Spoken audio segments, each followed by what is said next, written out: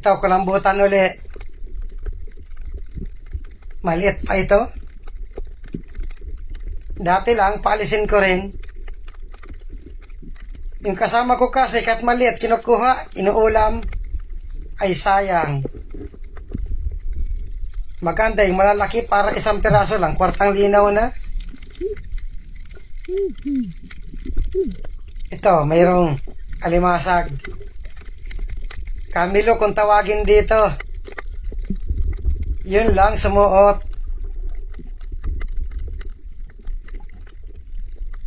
Hanap uli. Ito, kulambutan. Ito yung kulambutan na hindi nalaki. Bagulan kung tawagin namin. Papanain ko ito. Hindi naman ito nalaki. Mayroon siyang kakainin. May sinisilip sa butas. Ano kaya ang nakikita nito?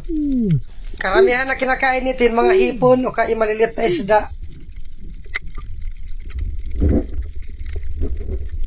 Panain ko na.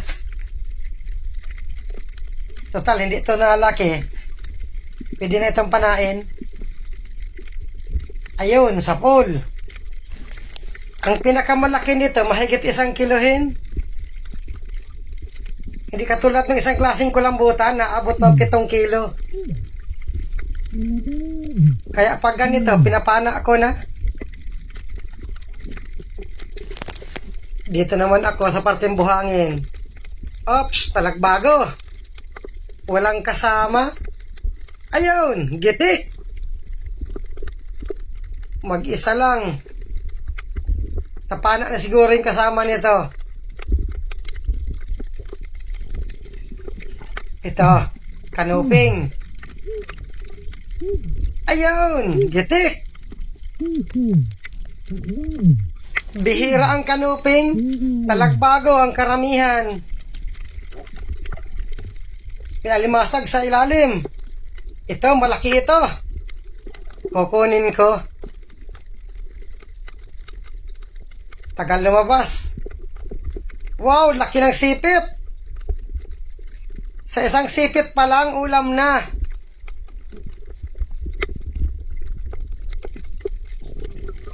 Ibang klase ito kapag sumipit, hindi barabas sa nabitaw.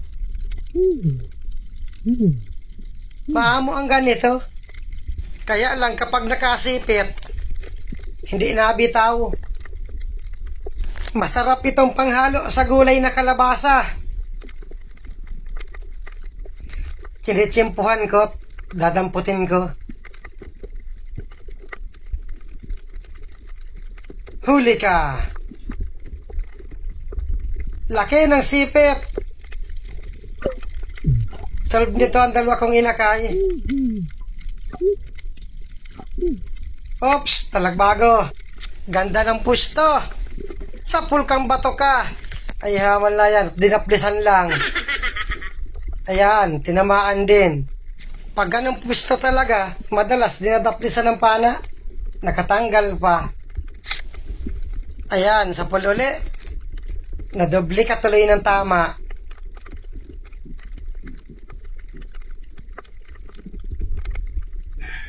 Oops, andyan na naman yung pasaway na manok.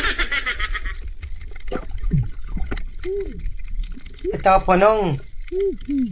Ayun, gitik.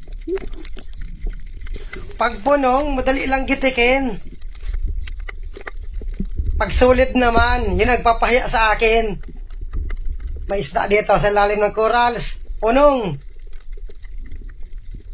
Ayun, gitik. Parting mata ang tama. 60 hanggang 70 ang kilo nito. Ahoy! Yon, kulambutan. May kinakain. Isdang liglig or kauser. May higit 1 kilohin na itong kulambutan. Pwede na itong panain. Kaya lang may kinakain. Bigla akong naawa. Ito at papanain ko sana. Kaya lang hindi ko itinuloy. Naisip ko, kaya nga kumakain, gusto pang mabuhay. Kaya hinayaan ko na lang. Pero kung walang kinakain, papanain ko ito.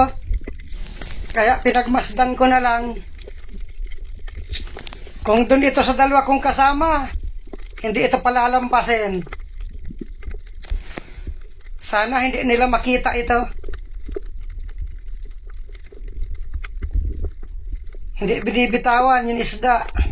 Hanggang sa umalis na lang ako. Panibagong hanap uli. Ito. Kay Lapu-Lapu.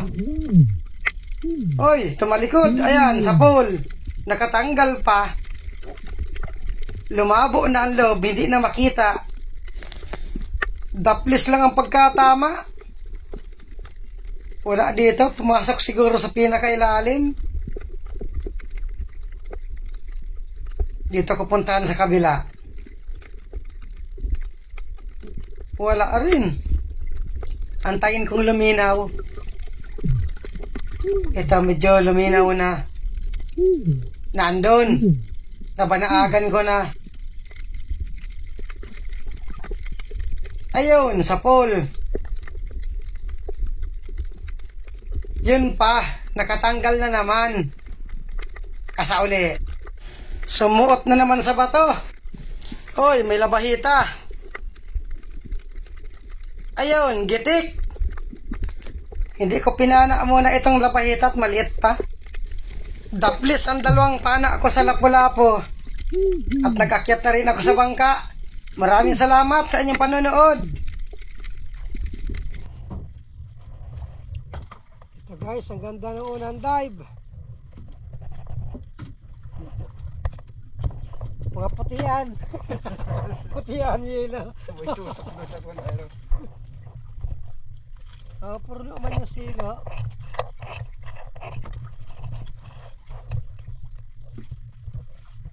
Bawi na sa gastos. Pero pampandrodogtong.